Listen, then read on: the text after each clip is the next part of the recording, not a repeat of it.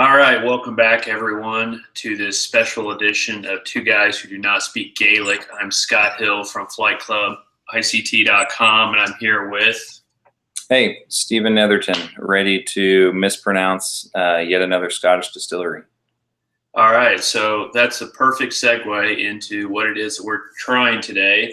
And we are here sampling Bunnahabhain. Stephen, why don't you take it from there? I think that's about as close as I could get to. Apparently it's Bunnahabhain, but what most American Scotch drinkers have probably been incorrectly calling it is Bunnahabhain. We can all just decide to call it Bunny from here on out.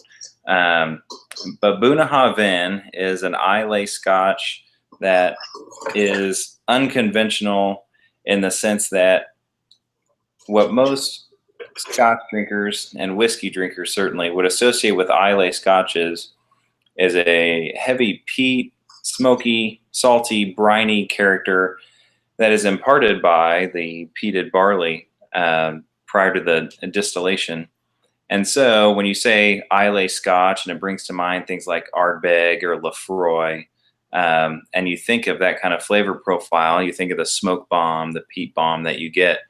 And then you learn, oh, Bunnahabhain, another Islay Scotch, more of the same, right? Well, no. Bunnahabhain, actually, though being an Islay Scotch, does not use in their standard offerings peated barley. They market themselves as the gentler Islay Scotch, and the gentler taste of Islay is what they say. So what we decided to do was give Bunnahabhain a try. We've got their 12-year-old and their 18-year-old standard expressions that we're going to try. So we've got an Islay Scotch. It's called Bunnahabhain. Despite being Islay, it does not utilize peated barley, but it is positioned along the shoreline, the distillery, and then also the warehouses that age the Scotch. And so we're expecting to still get some of the influence from the sea in there, but shouldn't get a lot of that smoke bomb, peat, briny character that you would get from an Ardbeg or Lefroy.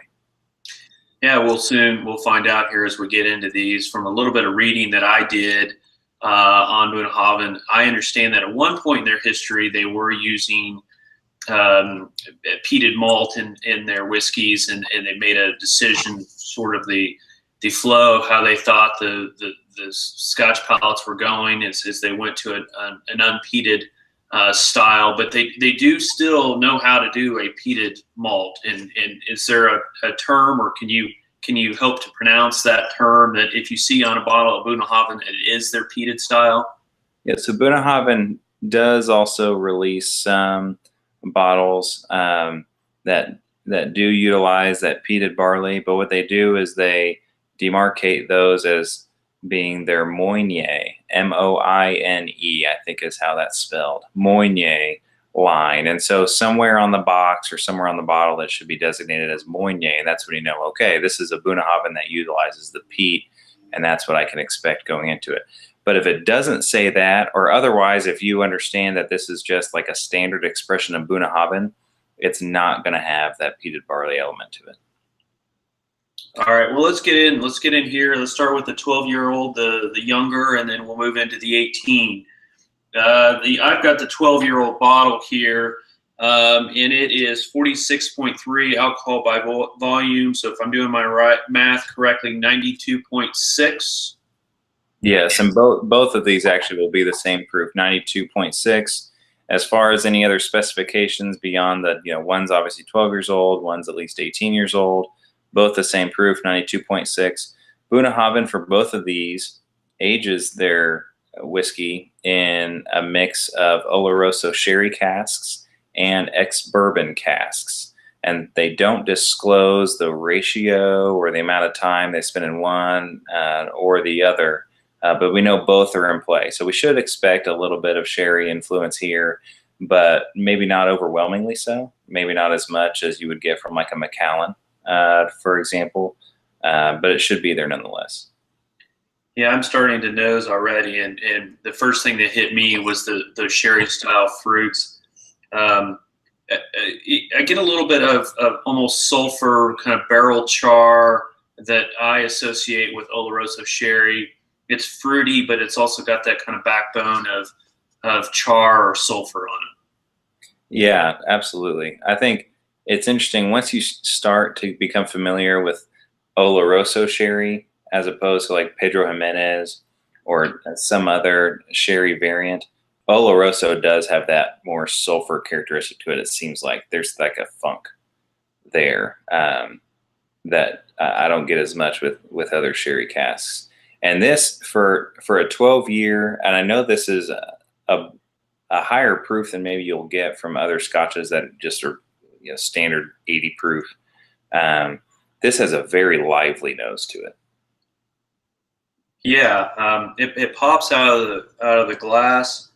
I get a little bit more earthiness that I think goes along with that sherry and sulfur kind of flavors. There's some maltiness in there as well. I don't know if it's quite brininess, but it's a little bit of that's what I'm getting kind of that pop from. It's a little bit of maybe a little bit of sea salt, sea air kind of on the nose. Yeah, it's almost like if you were to smell like a caper, that's like garnished like a fish dish that you get. Yeah, good call on that.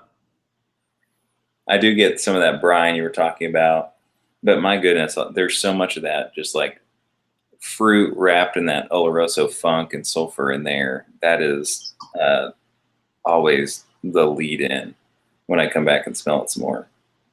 Yeah, I don't even know that I want to try to break it down from the Oloroso fruit kind of as a general descriptor, because that's really what it is. But there's some little bit of raspberry in there, maybe a little strawberry, some darker berry, all kind of in that fruit leather kind of connotation. There's like even like a leather bound, like old library book.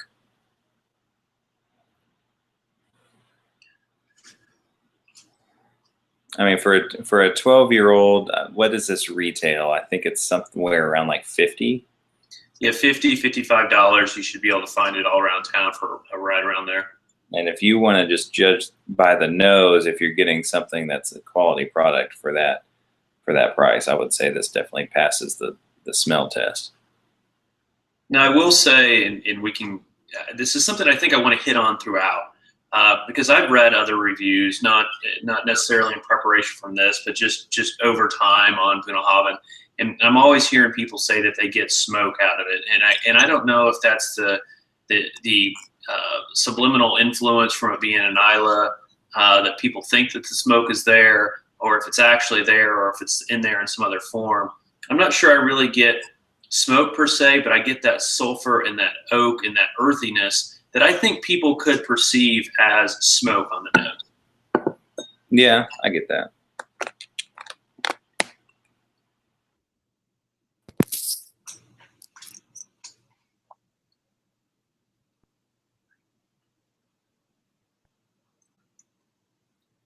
There's a lot of flavor. I wouldn't say there's burn, but there's some heat to it for 92 proof. Yeah, I mean, when you get, it's not like bourbon where, I mean, a 92 proof with bourbon, because of, I think, just the corn character on it, it's not going to carry as much as Scotch would. And this carries in a spice that I didn't pick up on the nose. It's like a clove and allspice kind of mixture, maybe some cinnamon that's coming up right at the beginning. That's a pleasant surprise because I didn't pick that up when I was nosing it. And to get that on the palate is just like kind of this extra bonus. Yeah, you get those baking spices and vanilla and caramel that you often get in bourbon. But it's at the very beginning. And I feel like the sulfur and that Oloroso sherry kind of start creeping in and finally take it over. The sulfur on this, to me, is not overpowering, may not be quite the right word, but it really does take over. And that's, I get some smoke or maybe some like spent cigar kind of that just, it's got some real smoke sulfurness to it in the back end of the palate and into the finish. And once you said smoked or spent cigar is interesting because on the finish, it even has that kind of mouthfeel effect of like a spent cigar, um, like a little bit drying, a little bit waxy. Um, yeah, it's interesting.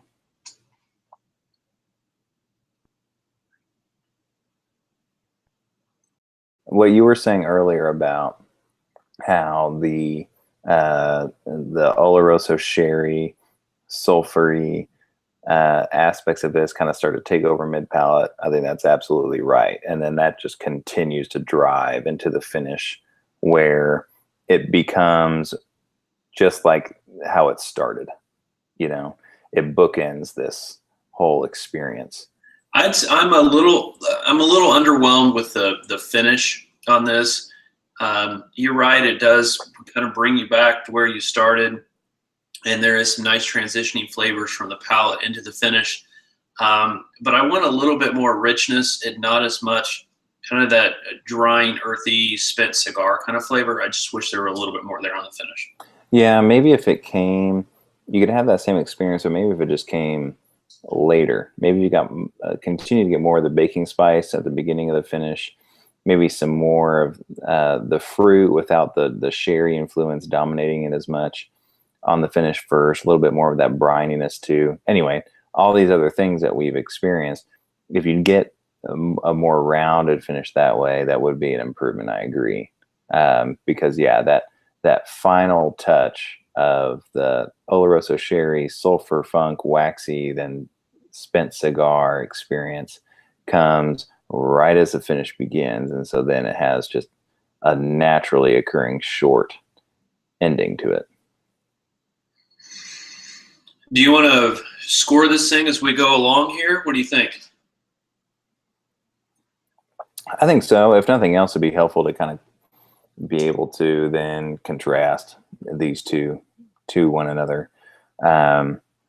So on the nose on this is going to be one of those I think that's going tend to being kind of divisive because of how people may enjoy or not enjoy that Oloroso sherry influence. So someone that does enjoy it on the nose on this, I think I'd give it a 3.5. 3.5 is what I was thinking. I think it's Oloroso done right on the nose. You get the fruit flavors along with that earthiness, the funkiness, the sulfur. It's a good combination of flavors. As I see into the palate, into the finish, I think you lose some of that and becomes a little bit too isolated on the sulfur. 3.5 is right where I'm at. Yeah, and then the palate. The palate, I'm trying to figure out if it's a 3 or a 3.5, and I'm leaning more towards 3.5 just because I really liked that baking spice, allspice, cloves, cinnamon sort of bundle there at the beginning, and then how that it does transition into something that makes you almost able to forget about how the palate starts because of all that Oloroso sherry funk that you end up getting. But still, I think I'd probably still give the palate a 3.5 on this too. I'm right between a 3 and a 3.5. I like the spice. I like that heat that it brings. It brings a lot more impact than I expected for something that was 92 proof. The baking spice, especially the cinnamon, really kind of catches your tongue and kind of holds you there. I feel it's just a little bit thin, and then the trail end of the palate gets to that the start of that smoke cigar kind of flavors. It's just a little bit thin for me, which I think pulls it down a little bit. But I could live with a 3 or 3.5. I'd probably lean a little bit more towards 3. Yeah, and I think what you were talking about that thinness, I'm going to go ahead and put that onto the finish. And therefore, I would give the finish probably a 2.5 because I think it falls just a little bit short of what I feel like I want to get out of it, and how I want to finish this dram is not quite where I want it to be. And so for that reason, I'm just a little bit less than satisfied with it. I think I would go all the way down to a 2 on the finish.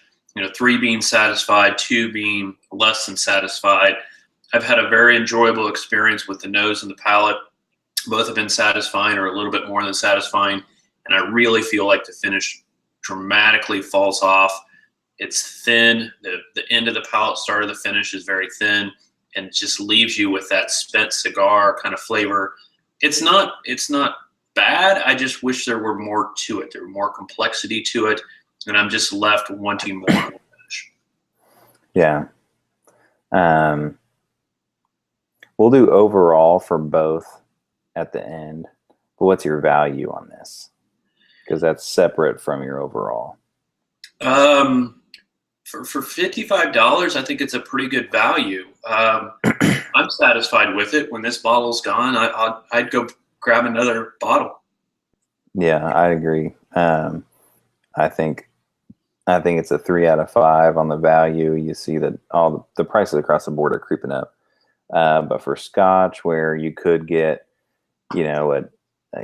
some of those other Islays that are a lower proof, your Lefroy, quarter cask or what have you, your Lefroy 10-year, that's one that's out there, an Ardbeg or something like that.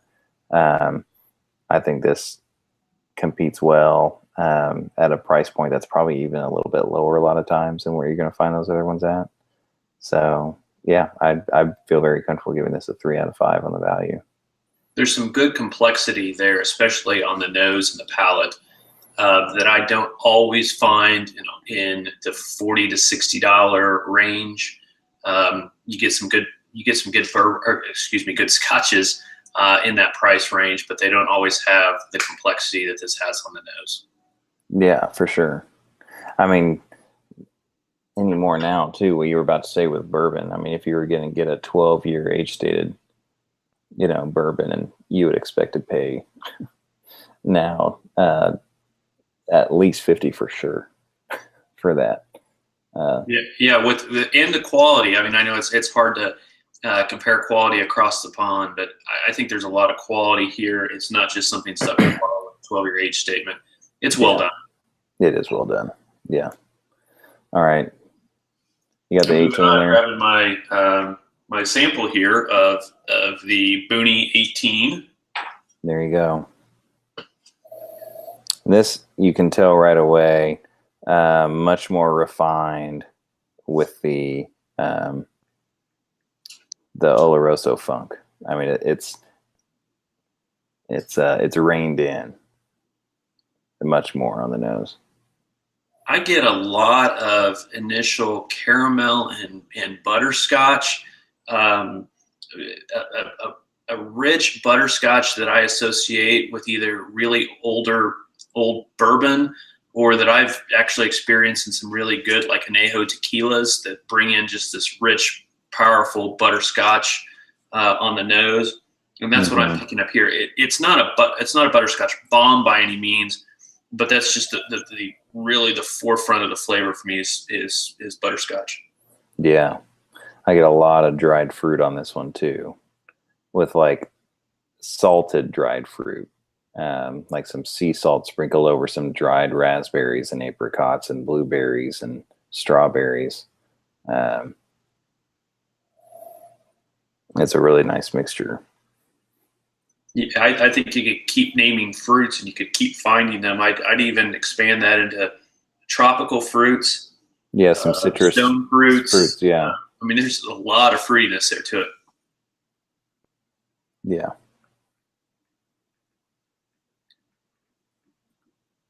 Yeah, I think you're right on the Oloroso being much more refined. It's there.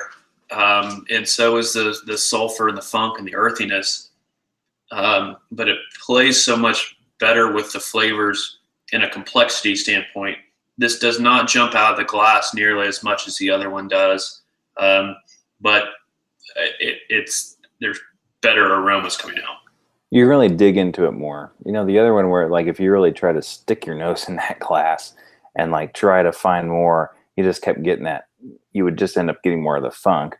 And so it drew you away from it a little bit. This one, you can, it's like you can sink your fingers into and really try to feel out what else you're getting, because there's a lot there.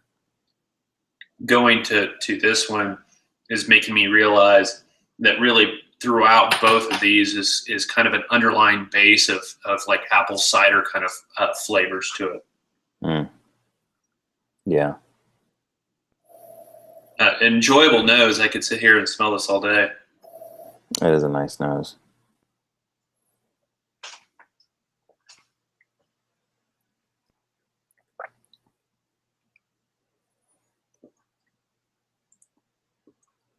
A very different experience than the 12.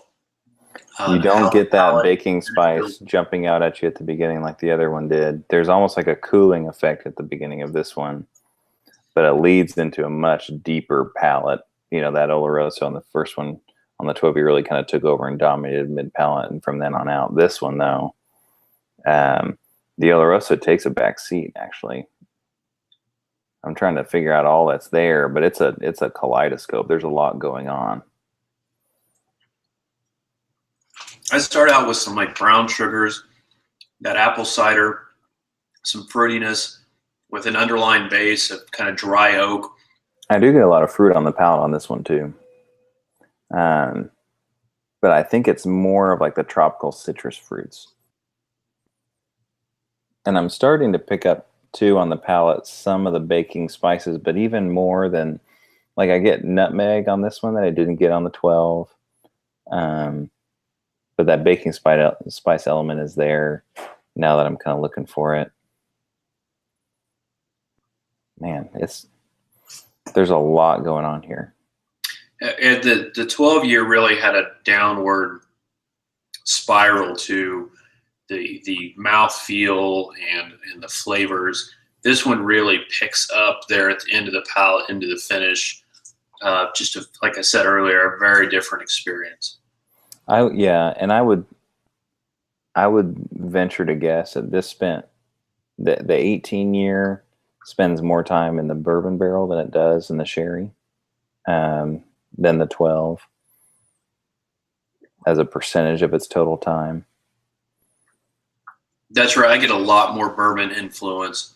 Like I said earlier, those butterscotches that I get from an old bourbon, the old kind of dry oak, the barrel and oak influence on this is much deeper. I don't think I get as much like sulfur as I get like barrel char that I associate with bourbon. You know, an interesting thought is that we've hypothesized that the butterscotch element that you'll get in dusty bourbons, where does it come from? What kind of character you're able to get from an old dusty bourbon that's distilled, long ago, that's just been sitting around that you can come across a bottle of, that just seems to be lost on modern expressions of bourbon. And a lot of these bourbon barrels, once they're done, are shipped over to Scotland and they use them. I wonder, with this, for example, is using ex-bourbon barrels. It doesn't necessarily mean that it spent 18 years in an ex-bourbon barrel, and so that bourbon barrel was used, 18 plus years ago to age bourbon. We don't know, when it saw the inside of a bourbon barrel versus the sherry barrel, and if it was just one bourbon barrel, you follow me. But will we start to see a difference in our scotches because of the bourbon barrels being shipped over that don't have that old mature wood that maybe yielded some of those classic, now highly sought after older bourbon expressions? I wonder how that will reverberate into the scotches that we have.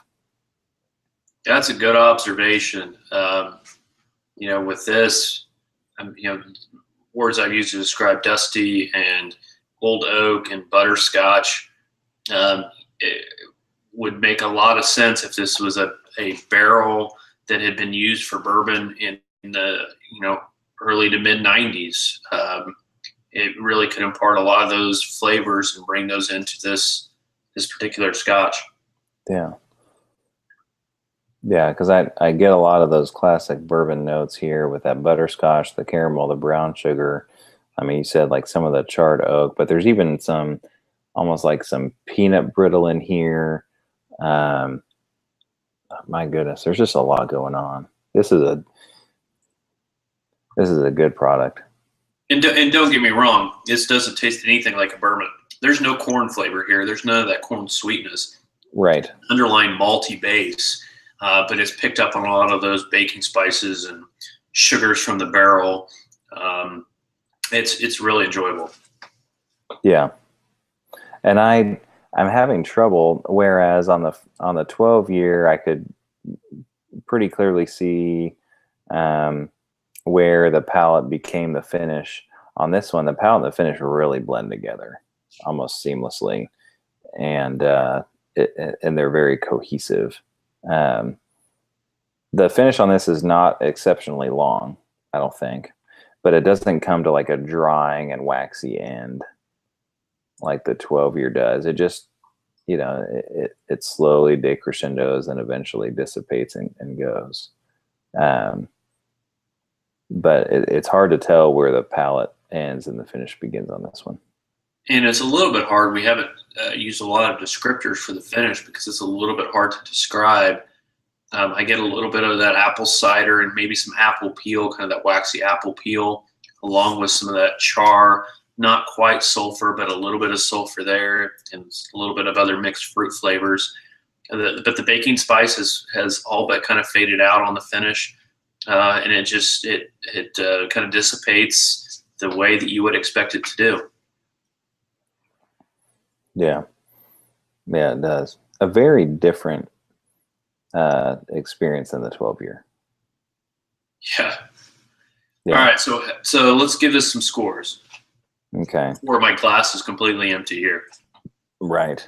Yeah, true. Okay, well, starting with the nose, I would lean towards a 4 on the nose. Really liked it. It sells me on something that's more than satisfying. I really think it's deserving of a 4. Polarizing is probably not the right word because I don't think you're necessarily going to be on opposite ends of the spectrum, but I can see scores all over the place on this. For me, someone who is a bourbon fan, I really like those butterscotch flavors that it's pulling from the barrel. I'm really liking what I get on the nose, and I'm with you there on a 3.5 to 4 on the nose because it pulls in some of those unique old dusty butterscotchy kind of flavors onto a malt based, kind of fruity based spirit. Yeah. On the palate, I think I'm leaning towards a 4 on that one too.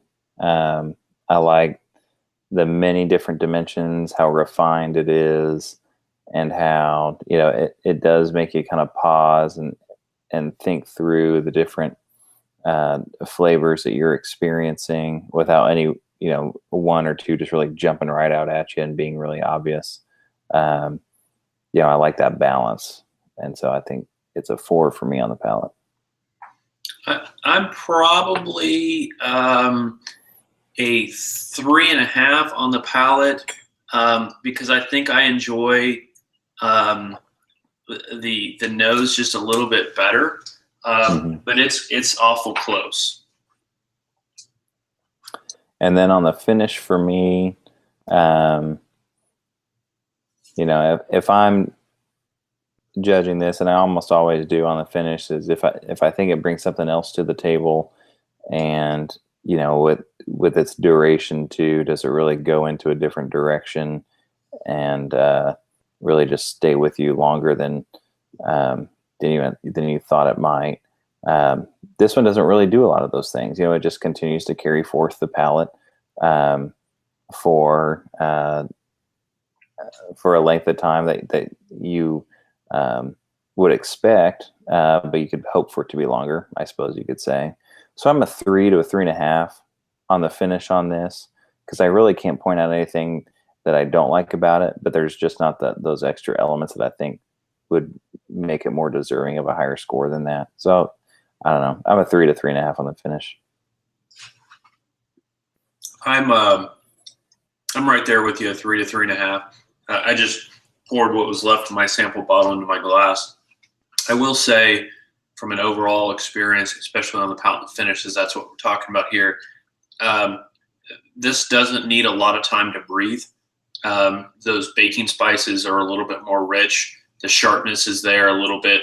The good sharpness is there on more of a fresh pour than something that's set in a glass for 30 minutes.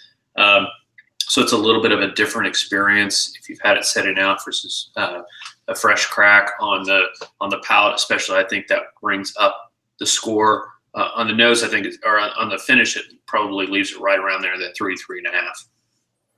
Yeah. All right, value, and then we'll get to the overall comparison.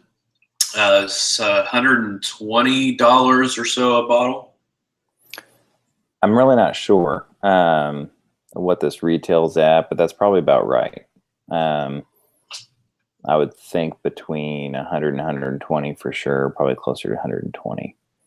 I haven't shopped around for it a lot. I did kind of glance recently as we were talking about doing this and seeing what other different Bunnahabhains were on the market, and I think I think we're both real close there in that $110, $120 price range.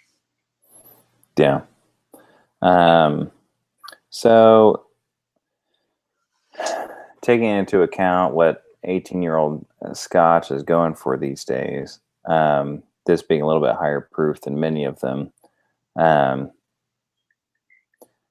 I don't know, that you can't say that this is going to give you sticker shock. If you're shopping for 18-year-old Scotch, it's going to be, a special occasion, and so you know that it's going to carry at least $100 price tag on it, basically anywhere you go.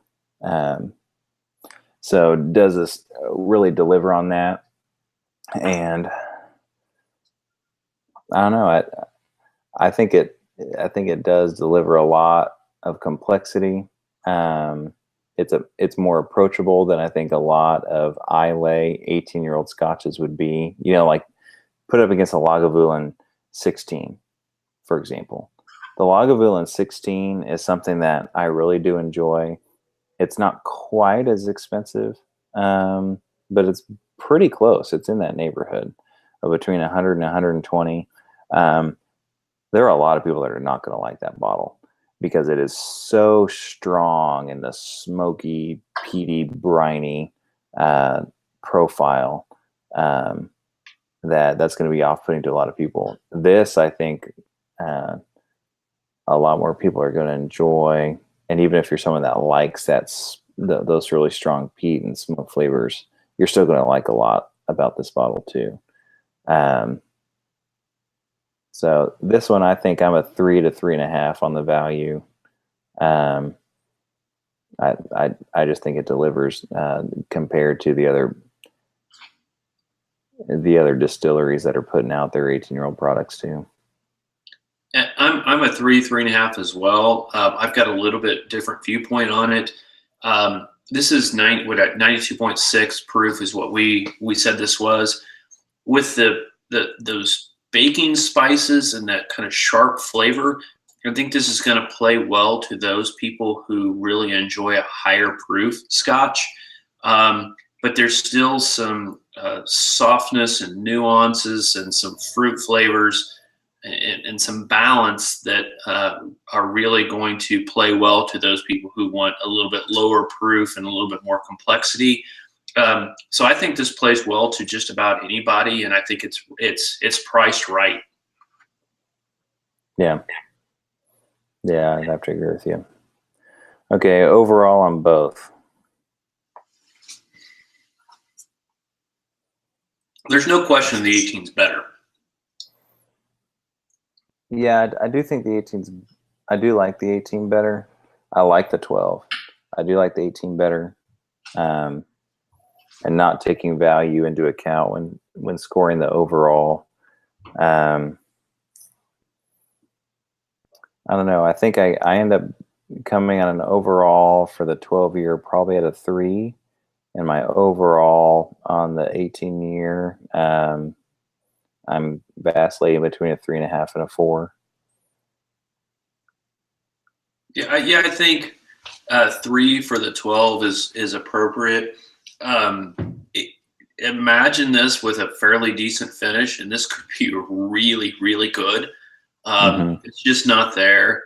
Um, it's hard judging something when the finish is not there because you're kind of left disappointed. But going back to it and smelling it and taking a taste of it, the nose and the palate really do help and bring that back up.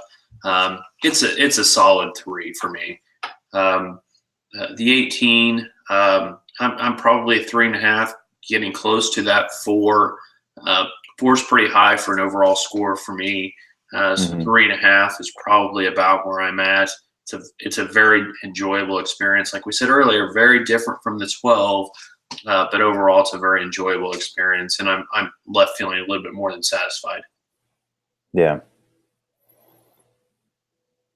Well, Bunnahabhain, I think it puts something that's worth trying out there. It's an Islay, but doesn't have the kind of profile that you might expect from an Islay. Nevertheless, though, I think at least from what we gather from the 12 and 18, it'll probably be a satisfying experience for most people. I don't see how it wouldn't be. I think this is an interesting one to have in your cabinet for those who enjoy Scotch and think they may know a little bit about Scotch.